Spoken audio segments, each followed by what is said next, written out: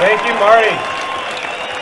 Okay, next up we have, you probably hear him on the radio from 3 to 6 p.m. I first met him when he was doing his podcast, and then he took over for the wonderful, indomitable Kirby Wilbur. It is my pleasure to welcome to the stage Mr. Ari Hoffman.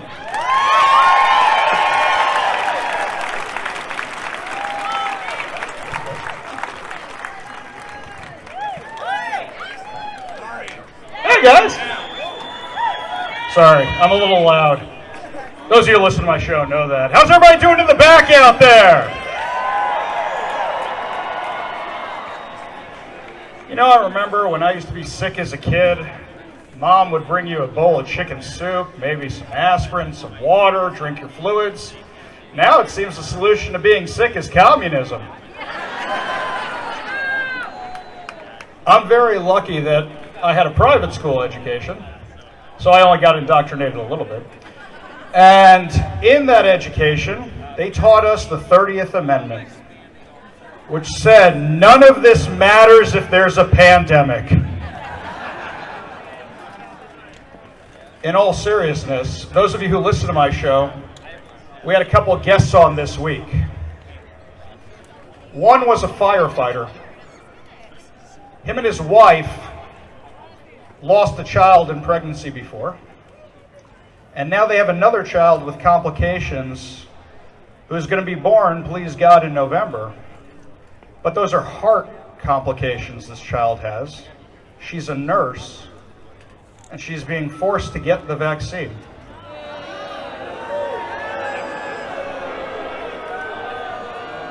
She asked for an extension just until after the baby's born. Now, when my wife was pregnant, you couldn't have sushi and cold cuts, so what's all this about? Got another phone call from a woman who has a son who's got a terminal progressive lung condition. Can't get the vaccine. The whole family has the vaccine. And the kid can't get the vaccine because it gives you COVID as part of the process, which affects the lungs and such. So they met with the school, and they talked with them and came up with a plan. The kid's in a wheelchair. And during the meeting, the kid had to wear a mask. And the kid was obviously choking and couldn't make it through the meeting. And they said, okay, we're going to make certain accommodations for you, no problem whatsoever. But then on the first day of school, the kid shows up and they put a mask on him. And then when the parents objected to this, and this is a family, they don't just let anybody in the house because you have to protect the people with pre-existing conditions. Look at my boy Ron DeSantis in Florida, right?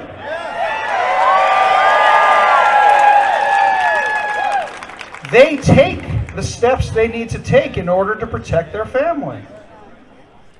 So then, when the kid wouldn't wear a mask the next day, they segregated the kid in his own classroom. And then, when the parents got mad about that, they said, well, you know what, you can do the schoolwork from home, but we don't offer online options anymore.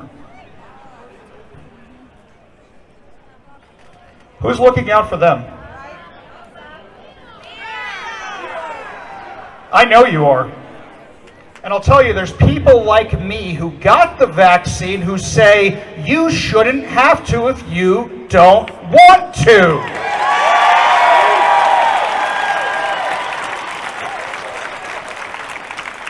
Now, mind you, I got it, I took it, I got my wife's grandmother, she's 96, thank God.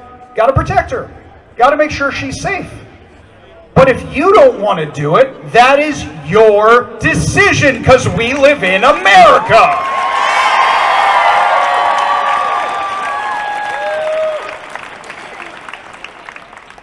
I look out over the crowd, and those of you who are doing this, don't take this personally. I see some upside down American flags. And I'm kind of wondering why, given the fact that if you are here, you haven't surrendered. Because I look at the thousands of people that are here, I had to park a mile away. I'm not joking, I had to park a mile away. So now the question is, what do you do when you leave here today? What's the next step? Election's not for a little while. What's the next step that you're going to take? Are you going to melt the phone lines of Governor Jay Inslee's office? Are you going to melt the phone lines of your legislature and say, call a special session and fix this? I called Governor Jay Inslee's office the other day. I think I got an intern, and I said, I'd really like to speak to the governor. And they said, well, what would you like to talk to him about? And I said, well, I've got this rash right over here, and I'd like his opinion on it. And they said, I'm sorry, he can't help you, he's not a doctor.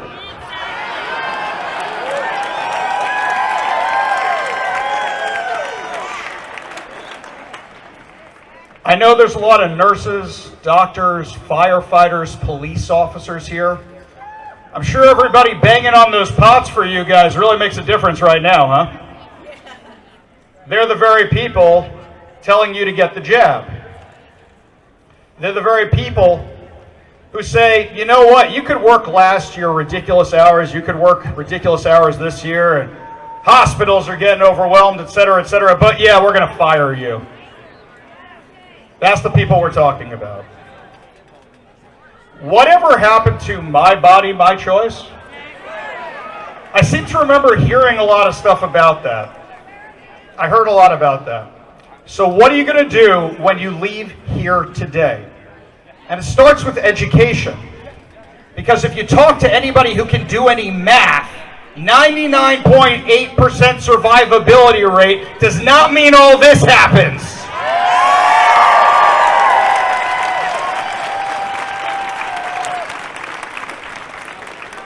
Some math they seem to have forgotten in the medical field is that when you have 70 to 75% of people get a virus or get a vaccine for a virus, you're at herd immunity.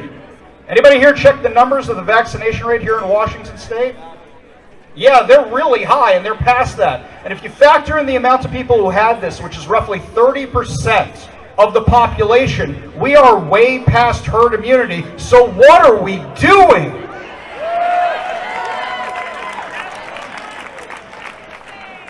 Teach your kids to do math because they're not being taught that in school. They're being taught critical race theory instead.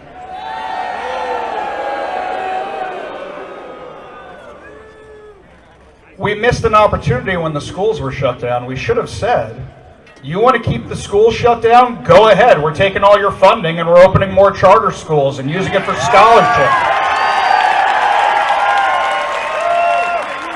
That's a missed opportunity on the Republican side of the aisle. I call them out equally. So the question is, what are you going to do when you leave here today? Those of you who had the vaccine who are here today and you're sticking up for your friends, thank you for being here.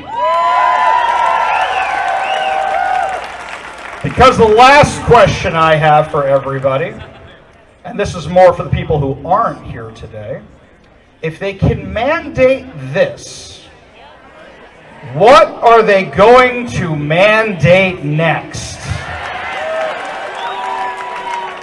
God bless all of you. God bless America.